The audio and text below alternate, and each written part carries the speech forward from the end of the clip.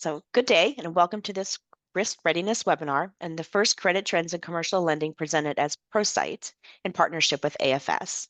As we've shared along the way, RMA and BAI have joined to become ProSight Financial Association. With our rich histories and deep expertise in risk compliance, retail, and commercial banking, we're here to support you. So please do visit prosightfa.org to learn more, or do reach out to me and I'd be happy to direct you. But for now, let's move on to our presentation. If you have any questions for Tom, please do put them in the Q&A chat and we will address them as quickly as we can. So at this time, I'd like to turn it over to Tom Cronin from AFS, and thank you everyone for joining us today. Thanks, Ann, and hello to everyone else. Thanks for joining our webcast today.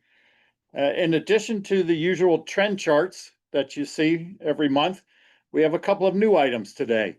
I've combined two charts to create a look at what's changed and what's above the line. And as promised, we have a new distress measure, which I'm renaming emerging distress to signify the difference between that from what we did before. Our data source today is the Credit Risk Navigator. It's the oldest monthly commercial loan performance and credit quality benchmarking database and is available for subscription to all banks in the US. Most of today's analysis will focus on identifying any changes as a result of the tariffs. And as best as I can, I will identify where these changes appear to be single events or pockets of changes versus multiple occurrences across several regions or a number of banks. Now, to be upfront, I'm not expecting a lot of changes. In the past, we have found that it takes about 6 months or so before things start to happen. It takes a little bit of time for an economic shock to ripple down and start hitting performance. Credit quality might be a little bit different, but definitely performance. And one last comment, before we get going, I'll also be presenting today another set of reports from the new risk migration webpage. Today, we're going to look at CRE.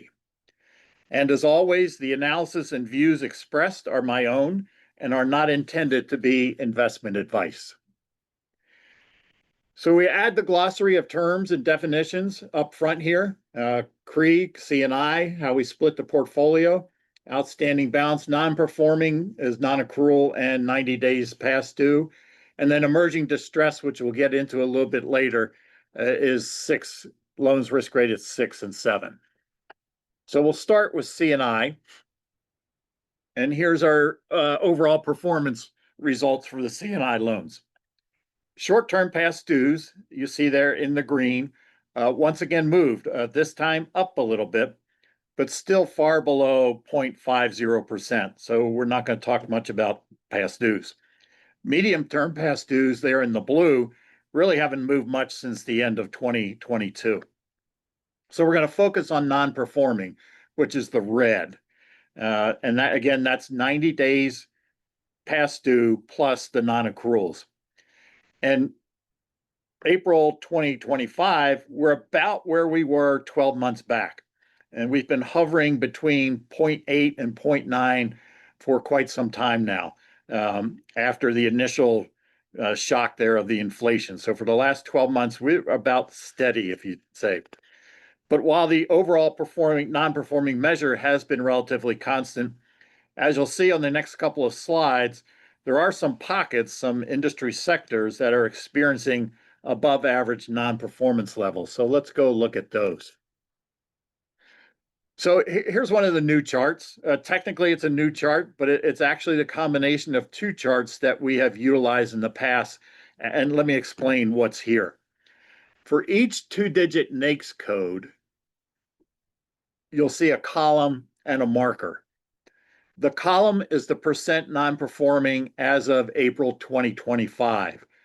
The marker, or the circle, is the percent non-performing as of December 2024.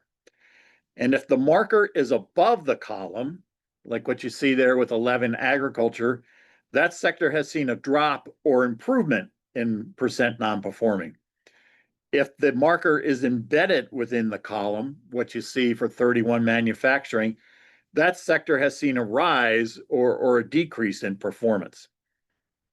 And then the horizontal line is the overall industry average. And by combining these two charts, we have the ability to analyze two events or two happenings, both changes and then relative position to the norm. So let's look first at sectors with significant changes in the non-performing level. There are a couple of sectors that have experienced a shift up in non-performing balances December versus April. The first one we want to look at is 31 manufacturing. Within 31 manufacturing, you see it went, the marker was a little bit below 1.5. It's now above 2. Within 31 manufacturing, we saw increases in non-performance for soft drink manufacturing and frozen food manufacturing. The next one to look at with a negative movement is 45 retail, there towards the middle. It went from about 1.5 to up a little bit over 2. Most of that was related to non-performing levels increasing for pharmacies. And the last one we wanted to chat about or mention is 49 transportation, which is warehouse. You can see that in December, it had very little in the way of non-accrual or non-performing. And now it's just about at the norm, almost at a little bit under 1%. And for all of these, we're seeing the movement is primarily as solo events. So one region or one bank having the problems with these individual sectors. On the positive side, I've mentioned 11 ag as an improvement, and that's the tree nut farming. But again, this is actually a little bit deceiving, I guess the right word is saying, or not quite as clear, because it looks like what's happened is we'd mentioned that this is a huge loan. It looks like a large charge-off has happened for this loan, reducing the amount on non-accrual. Again, this is one sector, one bank. Pardon me. Another area that's improved dramatically, 22 utilities. And here it's for solar power.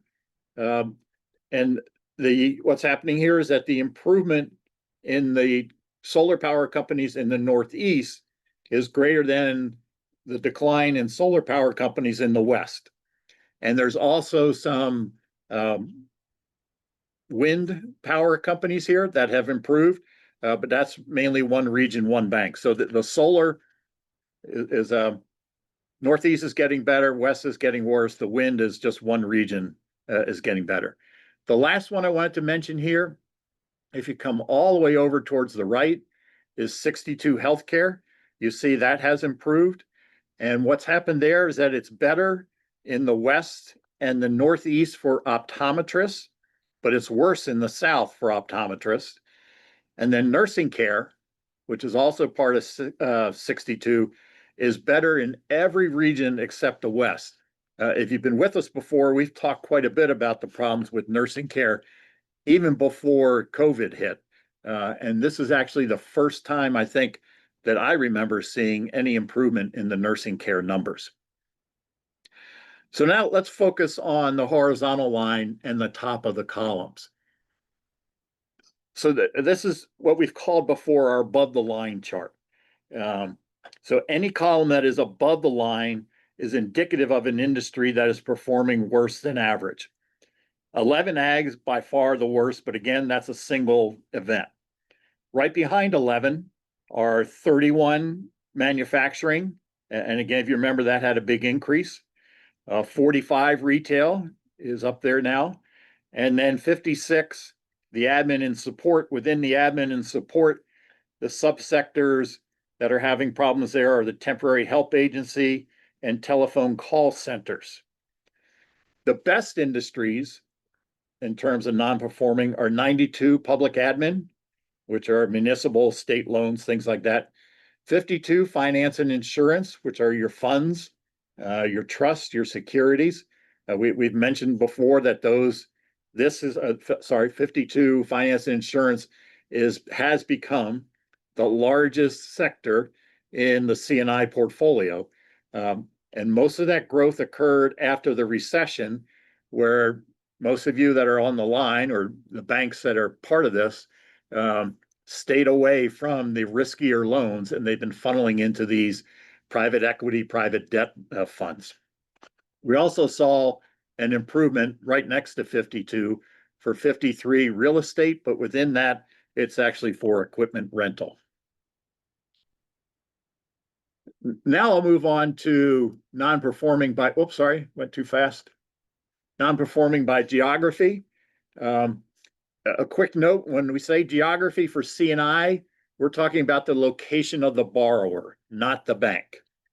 And this is the same style of chart. So you have both the change and then the above the line.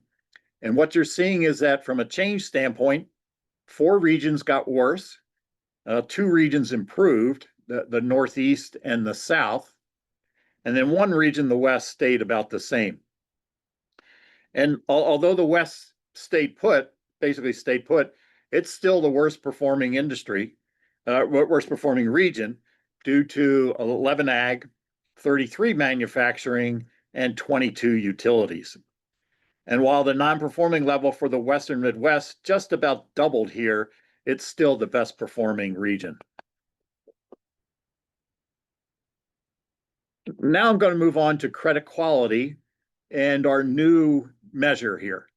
So last month, I had mentioned that we had, over the past 18 months or so, a number of comments, both positive and negative, about our distress measure. And those comments caused me to look at how we report the results by risk rating. And what I found was that most of the non-accruals were risk rated 8, 9, or 10.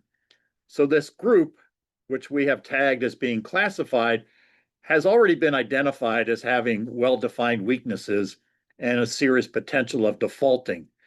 The 6 and 7s, on the other hand, so the low pass and special mention, tend to have very few non-accruals, but from a risk migration standpoint, we see a large percentage of those going into classified. So what I've done here and going forward to create the new measure that I'm calling emerging distress, I'm adding in the low pass and the special mention and differentiating that from classified or criticized. This is a group that is probably still performing, but has potential weaknesses. And that's why I call it emerging distress. These are things that might in the future have some issues. So here's the historical trend in the emerging distress balances, with the low pass being in the blue and the special mention being in the gray.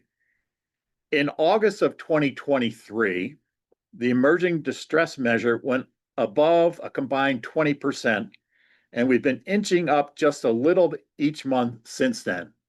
As a matter of fact, at that time in August of 23, it was, or in 23, late 22, we're at a service low. So we've gone from a service low to slowly inching our way up almost each month. And you'll notice that it's the low pass number that's doing most of the advancement. So the low pass number, as a definition, are loans that, again, are performing but are seeing some signs of potential weakness. And so these are the areas that I think you want to take a look at to see what's, if you're looking for emerging risk, what's the next office, if you would. What do I have to look at? This is the area where you have to concentrate. So here's our change in above the line chart again, and again by the 2-digit NAICS code. We'll start with the change. And the industry with the largest change in terms of emerging distress is also the industry that has the poorest credit quality. So if you look at 45 retail, almost there in the middle, and within 45 retail, the biggest change was for gasoline dealers in a number of regions, in the Eastern Midwest, in the Mid-Atlantic, in the Southwest, and the West. So not an isolated example that we've been seeing, say, with agriculture. This is kind of an across-the-board feeling that gasoline stations, gas dealers, convenience stores are going to have some problems. We're also seeing within 45 a significant increase for clothing stores, again, in every region with the exception of the Western Midwest. So not solo events, a little more pervasive. The other sector that saw a significant negative change is 32 manufacturing.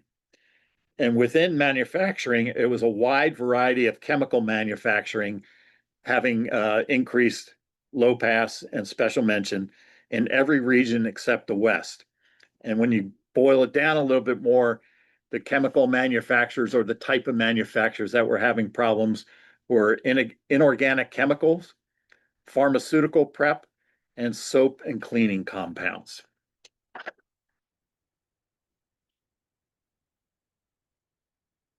So here's emerging distress by geography. And again, this is the location of the borrower. And there's not really a lot of change. As you probably know, when I look at these charts, I try to make stories out of everything. And I kept looking at this one saying, there's really not a lot in here. It's kind of the same in these first 4 months of the year. The South remains the worst. And within the South, we're seeing problems for wholesale, 42 wholesale, and doctor's offices. And the West is slightly above the norm now.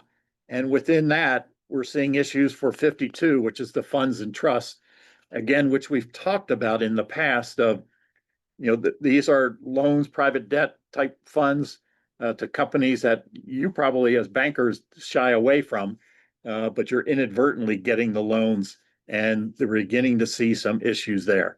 Not a lot, but this is something we will need to keep an eye on.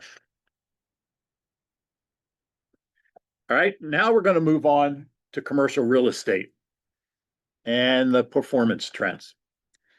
Now, I usually, if you've been with us before, you know that I usually don't focus on the past dues when it comes to real estate because they tend to be very minor. But I did want to point out this month that we're seeing a bit of an increase, April versus March. It went from 0.33% to 0.52%. And most of that was due to lodging and mixed use. So we'll keep an eye on this over the summer to see if it's a change in direction or just similar to the volatility that we've seen with C&I. Again, I don't think it's anything, I'm not making a big deal of it right now, but I'll keep an eye on this to see if it changes. For the non-performing, the red line, we're up a little bit from this time last year. We're now at 1.3. Last year in April, we're at 1.17. And we're not up very much from the end of 2024. And we'll take a look at this by property level detail in a second. And I think you'll be surprised by what you're seeing. But you can kind of see that the non-performing for CRE has really leveled off.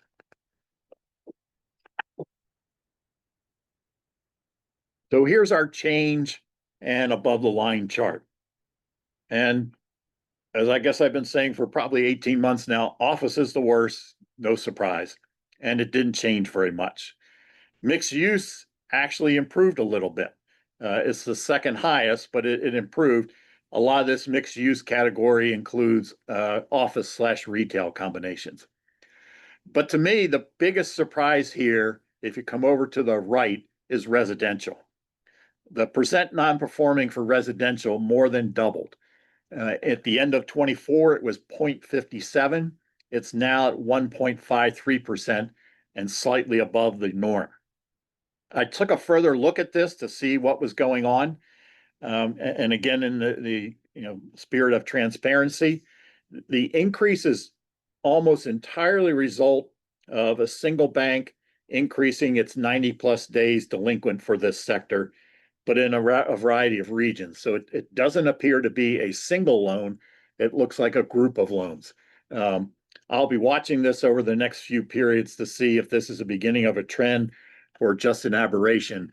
But residential has seemed to be a sector that has been relatively insulated. So geography for CRE, a quick note, geography is based on the location of the property, not the borrower or the bank.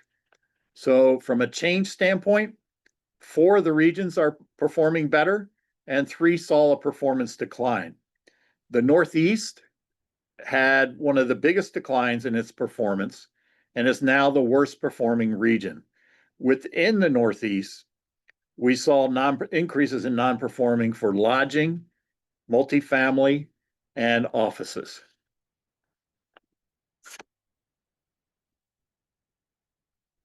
Now here's emerging distress for CRE. And it's been pretty flat since July of 24, so almost 12 months. You see a slight increase in the gray or special mention, which is probably not what you'd want to see, which would indicate that maybe things are going a little bit south. But it's really not much. It's really level since, again, as I said, since July. So let's take a look at some specific property types to see what's moving. And here there are really only two property types with any significant change when you're comparing December versus April. Industrial, there on the left-hand side, has improved and is now very close to being right at the industry norm. Lodging, on the other hand, has declined. And we've chatted a little bit about lodging. The percent of emerging distress rose from 36% to 40.4%. And this is because the overall feeling about lodging is we know there's a squeeze from business travel. And then also with inflation and the uncertainty in the markets, a lot of the consumer discretionary funds are not, vacations are being cut back or they're being eliminated entirely. So that's why I think you're seeing some pressure on lodging. So now I wanted to show you the new risk migration metrics and what it's saying about CRE quality. And just to remind you, or if you're new, the risk migration matrix or table that we have here takes a look at what a borrower was risk rated as of December 2023 and compares that to the risk rating as of December 2024. The vertical 1 through 4 is the December 23 rating. The vertical 1 through 10 is the December 23 rating. The horizontal 1 through 10 is the December 24 rating. And then going left to right, each intersection tells you what a December 23 rating was, a rating that was, whatever it was in December 23 is now in December 24. Sorry, words are coming hard today. For example, if you look in the upper left, the intersection of the ones, that's saying that 64% of the borrowers risk rated a 1 in December of 2023 are still a 1 12 months later. So what's this telling us?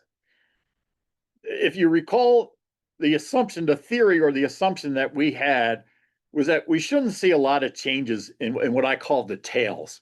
So the 1 through 3s and the 8 through 10s. A 1 should be strong enough that it shouldn't change much in a 12-month period. Similarly, a 9 should be bad enough that it shouldn't get much better in a given year. And the theory seems to hold true for the lower tail. So the higher rated borrowers, the 8, 9s, and 10s, you can see those are all in the 90% range. But just like we saw with the C&I portfolio, the theory or the assumption falls apart for the CRE higher rated credits. If you look at the 1s and the 3s, you see a significant amount of downward migration. We'll look at a few specific property types next, but I think this downward pressure, this overall downward pressure, a lot of it 2 notches, 3 notches, is indicative of a fundamental shift in the overall credit quality for CRE loans. And it's not just related to office properties. Let's take a look at a couple sectors here, or property types. Here's the annual migration for retail. And overall, this is more in line with what you'd expect, what the theory that we have. There's a few changes, but outside of the 2s, most of these changes seem reasonable. The 90% of the 1s stayed a 1. It looks like 1 credit or maybe a handful of credits got a 2-notch downgrade. That you think could probably happen. The 9, 8, 9s, and 10s, they stayed in the 90s. That seems to be about where it would be. The one that's a little bit odd here is the 2s. So only 80% of the 2s stayed a 2, and you had a lot of twos that dropped into fives, six, sevens, so are down 3 or 4 notches. So a little bit of volatility, nothing I think crazy, especially when you look at this compared to what I'm about to show you. So the next one is lodging. And in my mind, here's where my theory goes completely out the window. And this is probably the last time I'll mention this theory. If you start with the ones, less than half of the ones stayed a one. And again, this is in a 12-month period. And a third of them, 41% stayed a one. A third got downgraded a notch, which is probably okay. And then you had this, 24%, if you add up the 3, 4s, and 5s, going down 2, 3, 4 notches. That seems excessive, as if you really didn't gauge the volatility. It looks even worse when you look at the 2s and the 3s. Almost half of the 2s saw at least a 2-digit notch downgrade. So if you go from the 2, the 36% are the only ones that came back as 2. Move over to the 4, you see 24, 4, and 20. So that equals 48%. So over half of the loans that were for lodging that were risk rated a 2 had a 2-notch downgrade. The 3s are even worse. Only 21% of the lodging loans that were risk rated a 3 are still a 3 today. And most of those have been downgraded. And so how is this matrix valuable? What's the value here? And I think the value here is that when you assign risk ratings, you need to be cognizant of the volatility in the credit quality for different property types. And this is one of the ways that you can see that. You can see how these ratings change. In all likelihood, your assignment of risk rating should be dependent on the type of property and have different values. So for example, and I'm making up these numbers, if you have a debt service coverage ratio of 1.5, that might equal a 3 for a warehouse, but that same 1.5 debt service coverage ratio for a hotel probably isn't a 3 due to the volatility that you see here. You probably want to rate that a 5. So that's how we envision people using this matrix to help assign risk ratings. You get a feel for the volatility of these various property types. And again, I showed last month the industry. So certain industries, certain property types are a lot more volatile. So we're going to wrap up today's presentation with a look at the change and what's above the line by region for CRE. And the biggest decline in credit quality is for the Western Midwest. And I've mentioned that this is our smallest region in terms of balances, but we're seeing declines here for both retail and office properties, so not just a one-off. On the flip side, the Southwest is now the best region in terms of credit quality due to sharp improvements for multifamily. We had mentioned, I think either last month or the month before, the high level of vacancies in apartments in towns such as Houston and Austin. That appears to be abating a little bit, or at least the fear that those properties won't fill up, and it's getting a little bit better. So that's it for April 2025. If you have any thoughts on the new emerging distress measure, please let me know. I'd be curious what you think of how I'm doing it this time. We'll be back on June 26th. Again, I'll be checking to see if there are any significant performance changes due to the tariffs. And I'm going to preview another chart from the risk migration webpage. This time we'll be looking at upgrade and downgrade by industry. So Ann, I'll turn it back over to you for any questions. Great, thank you. We do have one question, and the question is, do we track the reason for the past due? Just curious if we can tell if this increase was due to maturities. That's something I do not track, that we do not. That would be interesting to know. I'll have to take a look to see if there's a way to do that. Thank you for that comment. Thank you. I'll give it another. Sorry, I will say, if you, whoever asked that, if you had joined us before, in the old distress measure that we had, we did on the 30 to 59 days past due, we adjusted that by 25% to allow for what we call administrative issues, one of which would have been that. We have found that since the COVID era, it seems a lot of the administrative issues have increased. So we had a fairly good idea that about 25% of the past dues were due to administrative issues, and I think maturities might be one of those. So sorry to add that. Go ahead, Ian. Sorry. No, that's great. I was just pausing a couple, to see if we would get another question, and we actually did. So, is it possible that some of the rise in emerging distress is actually upgrades from worse grades? Is that tracked? So the new risk migration matrix. So I can go back to that. See if I can get back to that. This one. So that'll track that. So you'll be able to see. So this is CRE. So you'll be able to see that. So 61% of the sevens are now moved to 16. So 3%. Yeah. So that's something we can track with the risk migration matrix. Great. Thank you. Okay, unless there are any other questions, definitely thank you, Tom, for sharing your insights today, and thank you for everyone else joining us. We look forward to speaking with you on our next session. This concludes our webinar. Please take a moment at the conclusion of the event to complete the post-webinar survey. So thank you and have a great day. Thank you.